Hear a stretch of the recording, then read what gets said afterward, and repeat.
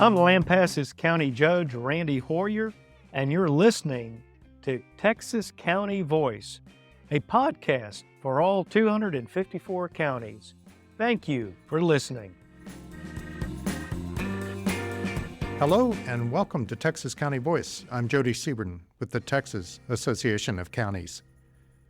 Matagorda County recently received a 2024 County Best Practices Award from the Texas Association of Counties for a youth leadership program that County Judge Bobby Seiferman started. Matagorda County's initiative connects high school students with local leaders across various sectors, from healthcare to economic development, giving them firsthand experience and encouraging them to build their futures close to home. We recently visited with Judge Seiferman to talk about the vision, impact, and partnerships behind this inspiring program. Judge Seiferman, welcome to Texas County Voice. Thank you, Jody. It's good to be with you. Well, thank you for joining us. And you're on the program today to talk about a special program that you've started a year or so ago, which received a County Best Practices Award. But first, let me just ask you a couple of questions about yourself. How long have you been county judge there in Matagorda County? I was sworn in January 1st of 2023, so I'm coming up on the halfway mark of my first term. So you're a newbie. I am a newbie, but I have prior elected office experience. I was a former school board trustee in Round Rock ISD, so been around for a while. What brought you to Matagorda County? Well, I grew up here, and my dad was still living here until he passed about 6 years ago. So we were always back down here, and most of my friends were still here. And then as I would bump into more of my classmates who were coincidentally in the Austin area as well, they were retiring or semi-retired, and they were all moving back home. And so I thought it only fitting that with our two kids grown and gone, that we take a look at moving back a little closer to the coast, and here we are. Well, let's talk about your program. What inspired you to create the Youth Leadership Matagorda County program, and how did you identify the need for this initiative? Well, first of all, my thanks to TAC. You know, it's very important for us on a county level to be involved with the Texas Association of Counties, and my office and the county commissioners have endeavored to do that and be as active as we possibly can. And of course, as we just mentioned, my background being a school board trustee, and then my retired wife spent 40 years in the education sector as well. So, I just saw a need for that as we moved back here.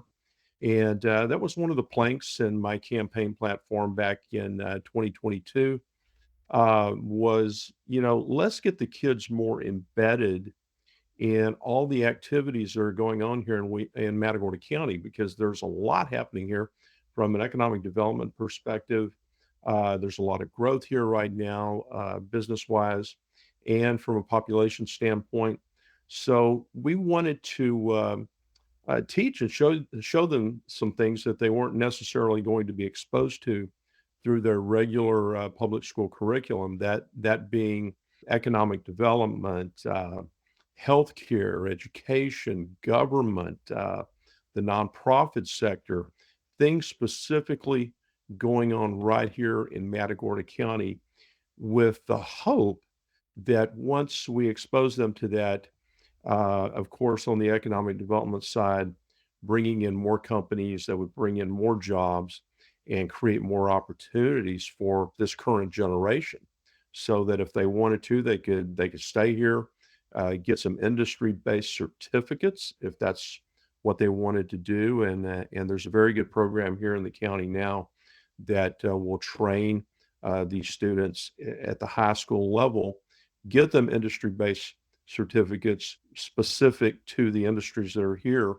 and or if they went off to a four-year school somewhere, get them to come back here and have jobs waiting for them, get them to raise their families here and be contributing taxpayers here in Matagorda County. So it's worked out very well so far.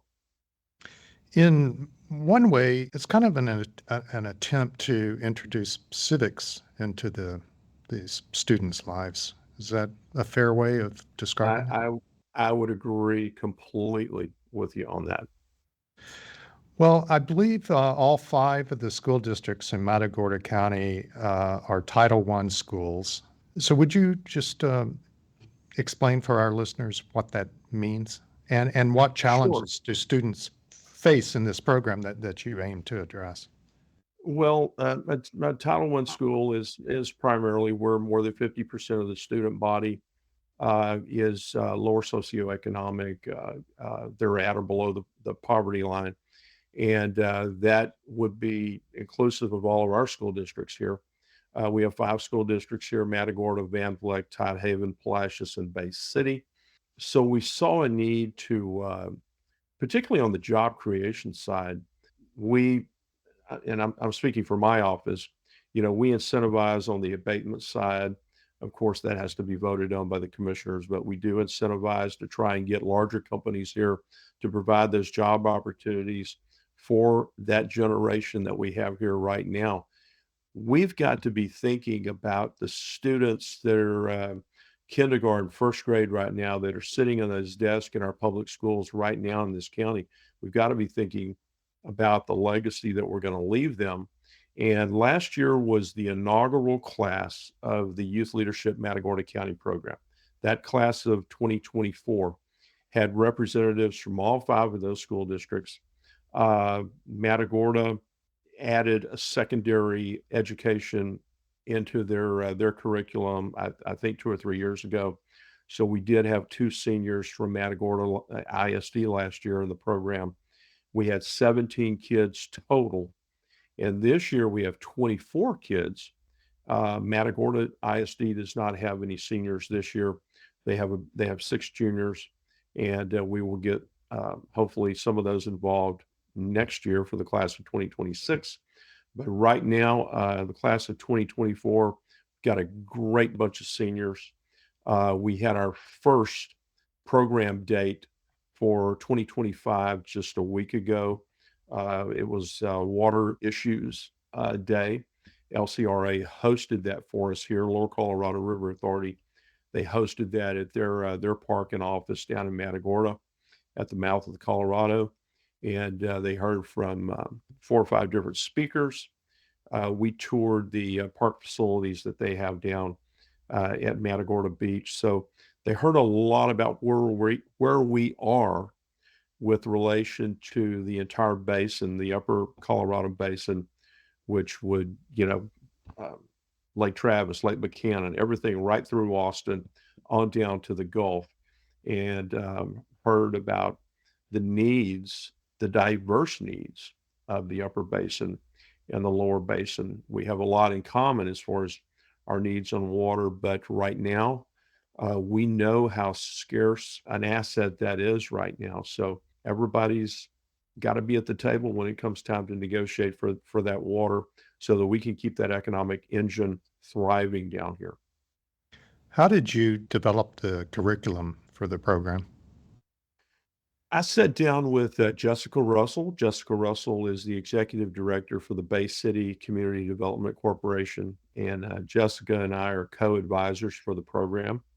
And we sat down and we thought about some tours and speakers that we could put together for them. The students meet 1 day a month from September to May, 1 day a month. In the school districts, my hat's off to all the school superintendents. They embraced this program last year, and they're on board. The students seem to really enjoy it as well. So my thanks to the districts and their superintendents as well. So 1 day a month, we will have our organizational meet and greet in August. We'll just kind of orient the students as to what we're going to do with them and their parents. And then September, we kick it off as we did last week. And our next program day will be October 15th. And we will bus the students up to Houston, and they will observe a meeting of the board of directors for the Houston Galveston Area Council of Governments, of which Matagorda County is a member there in that COG, that Council of Governments, and the students get to observe those very interesting board meetings. Naturally, with the Council of Governments, there are many different organizations and factions and needs, and it's a very competitive process when it comes to netting funding through the Council of Governments. So it's good for them to see something like that because we are, after all, interested. We're interested regionally, but primarily we're interested in the needs of Matagorda County, their stakeholders, and our constituents here. So after the board meeting, we'll have lunch with Chuck Wimple, the executive director for the Houston Galveston Area Council, and then we'll come back. So as far as the curriculum goes, we play it a little bit by ear because as the year advances, sometimes things will come up that are very interesting, and so we may change things at the last minute. Because one thing, Jody, one thing we wanted to make sure that we do is that we keep this interesting for the students because Jessica and I can always learn something new ourselves. So we keep those lines of communication open, and we want to make it interesting for them. We don't want to put something, keep them in and just line up 6 or 7 speakers for a day. That's not the method that we want to embrace here. It's to keep them in the field, and then we can come back and we can follow up from a lecture standpoint and give them more information. So, for instance, in November, the November date, we will tour Tenaris. Tenaris is a very large company here that makes industrial pipe. That is a huge campus. It's about a $10 billion capital investment here in Matagorda County, and it has hundreds of on-site jobs for them that they may consider in their future. December, we will tour the South Texas Project. That is our nuclear operating plant here. I am one of only 2 county judges in the state that have a nuclear plant in their county.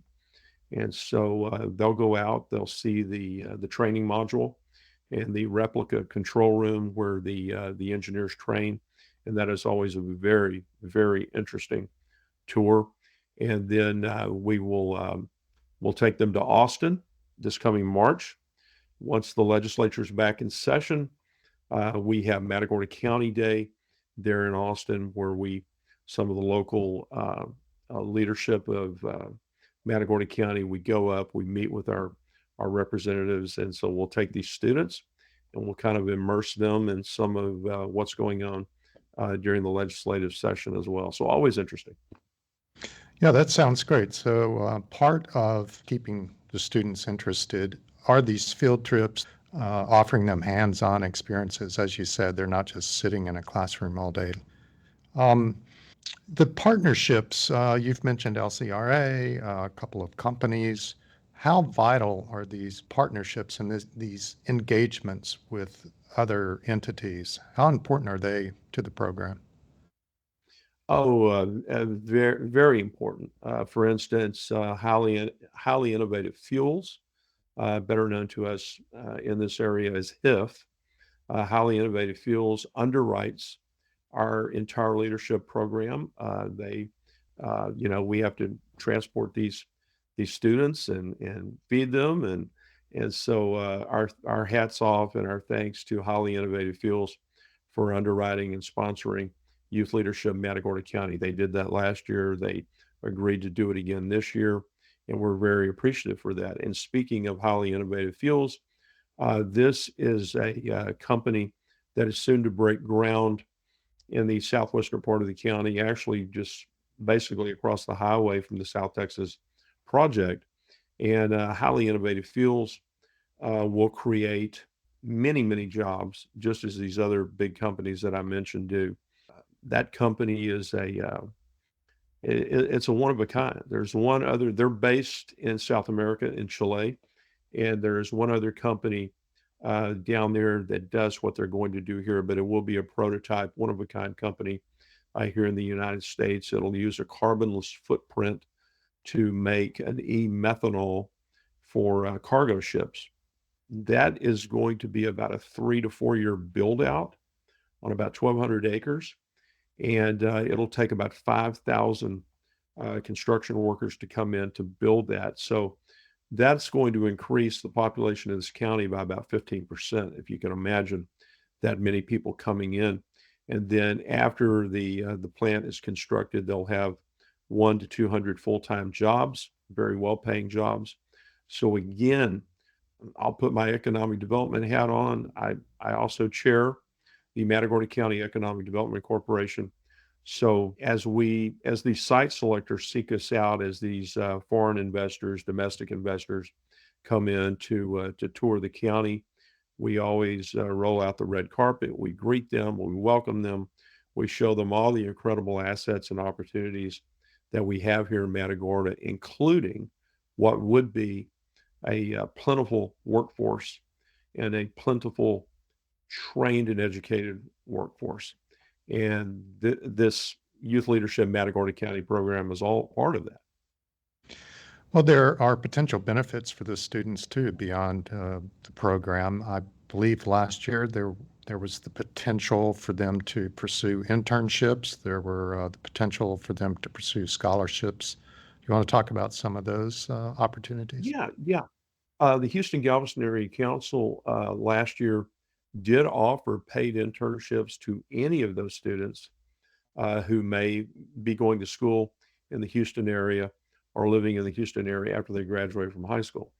And Tenaris offers some very large scholarships here each year. And of course, they award those in the spring, I think in April. And last year, they interviewed, I think, about 21 recipients or 21 applicants for their scholarships, and they'll dole out about $200,000 a year. So it's incredible how they support the local school districts and the local communities. Of those 21 applicants, 5 were in our program. That was very impressive. One of our students last year in the program received the largest scholarship that Tenaris awards each year, and I think it was $60,000, and that went to one of our Palacios ISD students, and she was in our program as well. So very, very proud of her and the other 2 or 3 that were in the program that received Tenaris scholarships as well. What was the feedback that you received from last year's first class? Oh, it was amazing because in May we did a little graduation ceremony for these students. We had a very nice evening dinner planned for them at one of our local venues, and the parents got to come, the students got to come, and it was a great photo op for the local media that came to cover that. We gave the students a very, very nice diploma and an award that went with that. It was very, very well received. And we were already getting calls in late May, early June from would-be seniors and the superintendent's offices wanting to know how soon they could get the applications for the class of 2025. So there was a lot of anticipation as we moved forward. And frankly, I had always planned that an optimum class would be about 25 students. That would be manageable. We could get all of them easily on a charter bus. Typically, I'm thinking maybe 5 students from each school district give us 25 kids. The applications flowed in, and we ended up with 24, and it's pretty even. It's 5 or 6 from each district. It must be hard to select the students. I leave a lot of that to the district's offices. I think they have a pretty good bearing on who it could benefit most, and I think the makeup of the program so far has been diverse and evenly balanced, and I like that. It's good input. And when we met on our first class, I encouraged them to because they'll come in, they all know each other from their own schools, but I encourage them to kind of step out of their comfort zone and mingle with other students from some of the other districts. And that organically happens over the course of the program. But I did ask them to, kind of be aware of that. And as they get more comfortable with each other, they, they'll kind of start to hang out and converse with each other. Well, as you said, one of the goals, or the primary goal maybe, of the program is to encourage the students to stay in Matagorda County or return to the county after college. So you're thinking pretty long term with this. This is a long term program that you hope will benefit Matagorda County down the road. Jody, we're in for the long haul, and I think we've seen some very positive results from the program already.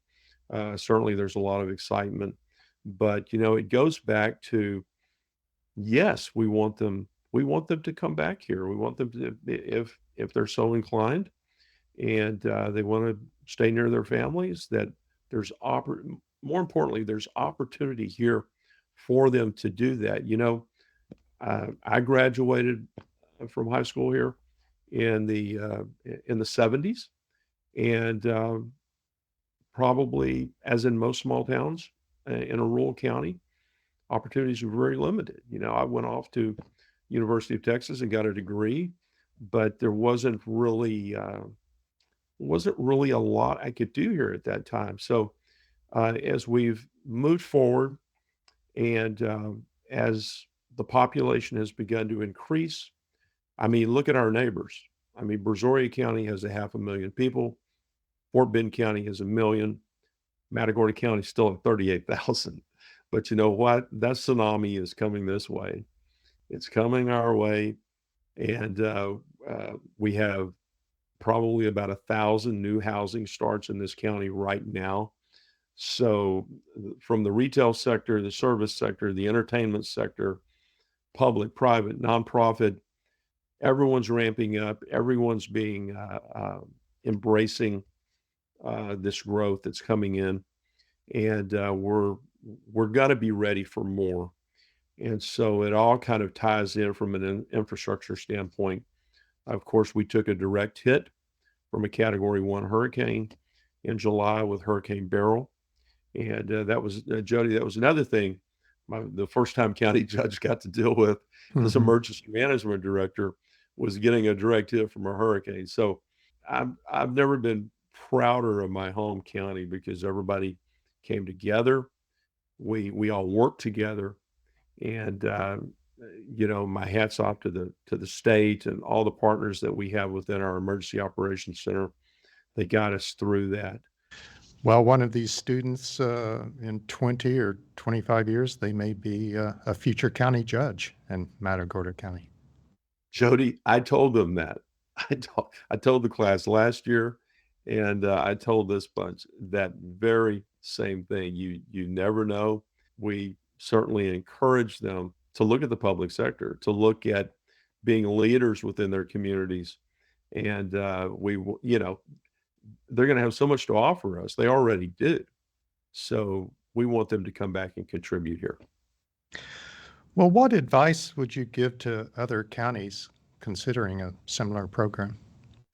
Take advantage of that asset. I think that if it's not the most valuable asset that we have, it's certainly one of the top ones is our youth. Our youth that are coming up through our school systems. Think about that.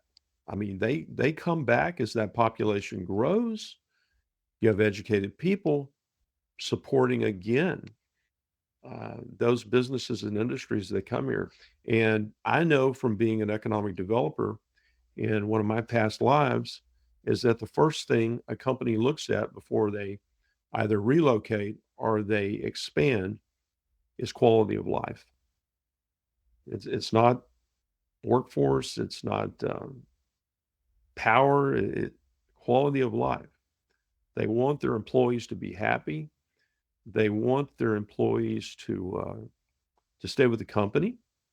They want to avert high turnovers with people coming and going that maybe there's, not enough to do, or they don't like where they're living. So it's all tied together. And so that's what I would tell those other counties is, don't overlook what you already have in your backyard, and take advantage of that, nurture it, cultivate it, and you'll do great things. Well, Judge Seiferman, thank you for your time and congratulations again for receiving a Texas Association of Counties County Best Practices Award. Thank you, Jody. We are just excited and ecstatic about receiving the Best Practices Award, and we'll share that with our current class. Thank you, Jody. Thank you for joining us on this episode of Texas County Voice, and a big thank you to Matagorda County Judge Bobby Seiferman. Don't forget to subscribe to Texas County Voice as we continue to spotlight the leadership and experiences that shape Texas counties. And to learn more about Texas counties and the Texas Association of Counties, please visit county.org. We'll see you next time.